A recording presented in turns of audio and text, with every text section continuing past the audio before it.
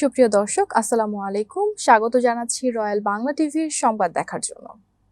বাংলাদেশ সরকারি কর্মচারী সমন্বয় পরিষদের সভাপতি এম এ হান্নান ও মহাসচিব বেল্লাল হোসেন নবম পে স্কেলের গেজেট জারির দাবিতে মাঠের কর্মচারীদের আন্দোলনে উজ্জীবিত করার কর্মসূচি শুরু করেছেন।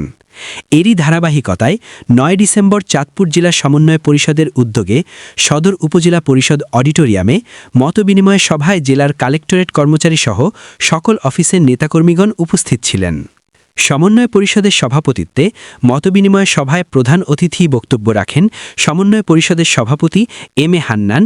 প্রধান আলোচনা ছিলেন সমন্বয় পরিষদের মহাসচিব বেল্লাল হোসেন।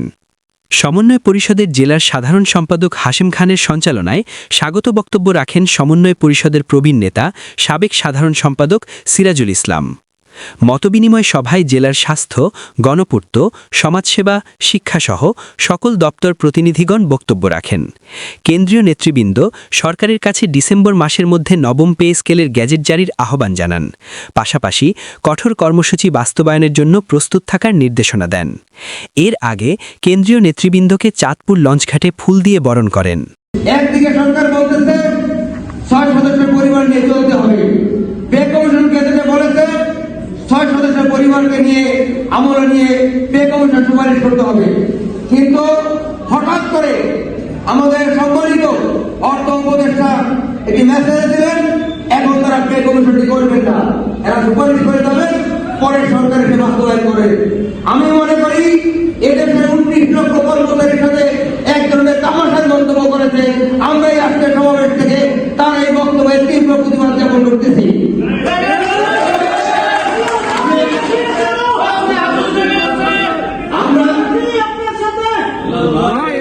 আমরা স্পষ্টভাবে বলতে চাচ্ছি, 19 লক্ষ কর্মচারীকে নিয়ে খেলতে নামবেন না।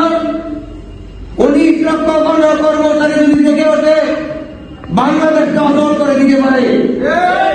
প্রজাতন্ত্রের কর্মচারী হিসেবে বাংলাদেশ অচল করা আমাদের কাজ নয়। কিন্তু যদি আপনারা আমাদের দেয়ালে পিঠে দিয়ে দেন, আমার চলার ব্যবস্থা না করেন, আমার 3 বেলা খাবারের ব্যবস্থা করতে না পারেন, আমার সন্তানের খাবারের ব্যবস্থা করতে না পারেন, আমার সন্তানের চিকিৎসার ব্যবস্থা করতে না পারেন, তাহলে প্রজাতন্ত্রের কর্মচারীরা এমন কর্মসূচি নিবে যে কর্মসূচিতে বাংলাদেশ অচল হয়ে যাবে। ডক্টর ইউনূস, আপনাকে আবার স্মরণ করে দিতে চাচ্ছি, আপনি জনগণের ম্যান্ডেট নিয়ে দায়িত্ব গ্রহণ করেন নাই, কিন্তু এদেশের সাধারণ জনগণ আপনাকে ভালোবেসে লক্ষ লক্ষ মানুষের কর্মী সমর্থন দিয়ে আপনাকে দায়িত্ব দিয়েছে এদেশের বৈষম্য নিরসন করার জন্য। আপনি 1.5 বছর পার করেছেন, প্রজাতন্ত্রের কর্মচারীদের কোনো বৈষম্য নিরসন করে নাই। তৃতীয় চতুর্থ শ্রেণীর কর্মচারীরা শুধু ডাল ভাত খাওয়ার জন্য জেলখানার একজন আসামি যে খাবারটা খায়, সেই খাবারটা যদি আমাদেরকে দেন, তাহলে ৬ জনের পরিবারের খাবারের হিসাব পেয়েছিলাম। জেলখানার আসামি যে খাবারটা খায়, যে টাকাটা পায়, তাতে আসে 22,৫০০ টাকা। আমরা সুপারিশ করেছিলাম রেশনিং ব্যবস্থা চালু করার জন্য। সেই কি দেখলাম, সুপারিশ করলেন আমাদের জন্য 12,০০০ টাকা, সরকার করে দিলেন ৮,২৫০ টাকা, আর সচিবদের করে দিলেন ৭৮,০০০ টাকা। এরপরে তো আর কোনো সংগ্রাম হয়নি। 19 সালে থেকে আবার শুরু করেছি। কাদের জন্য সংগ্রাম করব? জীবনে আব্দুল আজিজ, সালাউদ্দিন সেলিম, আমি বহু দাবি আপনাদেরকে দিয়েছি, কিন্তু কষ্ট হয় যখন বিদেশে যাই। ভারতবর্ষে ১,২০,০০,০০০ কর্মচারী সমাবেশে গিয়েছিলাম। আমি আর সালাউদ্দিন সেলিম, আমাদের মামুনের এখানে আছে, হাজার হাজার মামুন, 3 দিনের সম্মেলন, হাজার হাজার মামুন চীনা মুড়ি গামছার মধ্যে বেঁধে নিয়ে আসছে।